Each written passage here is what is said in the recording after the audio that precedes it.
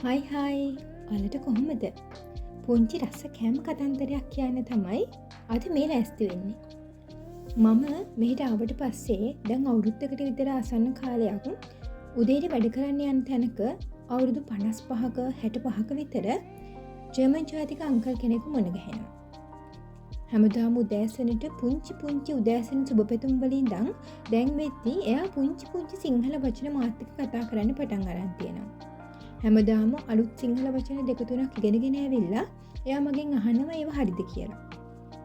මාසෙකට දවසක් දෙකක් වගේ එයා මට කැන්ඩි එකක් චොක්ලට් එකක් වගේ දෙයක් ගෙනල්ලා දෙනවා. ඊට පස්සේ දවසක මගෙන් ඇහුවා ජින්ජර් කේක් කාලා තියෙනවද කියලා. ඒක ක්‍රිස්මස් කාලෙට විතරක් සාමාන්‍යයෙන් මෙහි තියෙන ඒ කාලෙට විතරක් හැදෙන දෙයක් කියලාත් කිව්වා. මම ඊට කලින් කාලා නැති නිසා මං කිව්වා මම නම් ඊට කලින් ඒක කාලා නැහැයි කියලා. ඊට පස්සේ එයා කිව්වා මේ පාර ක්‍රිස්මස් එකට ක්‍රිස්මස් ගිෆ්ට් එක විදිහට එයා මට එකක් ගෙනල්ලා දෙන්නම් කියලා. හැබැයි අද මට ක්‍රිස්මස් එකට කලින්ම early ක්‍රිස්මස් ගිෆ්ට් එකක් විදිහට ඒක ලැබුණා. ඒක පාට 3කින් තියෙනවයි කියලා එයා මට කලින් කියලා තිබ්බා. ඇත්තට මේක පාට 3කින් තියෙනවා. ඒක දීලා එයා කිව්වා මේ ඉඟුරු පාන් කියලා. ඉතින් අද එයා අලුත් සිංහල වචනිකුත් ඉගෙනගෙන තිබ්බා මට මේ තෑග්ග ගෙනල්ලා දෙනවත් එක්කම.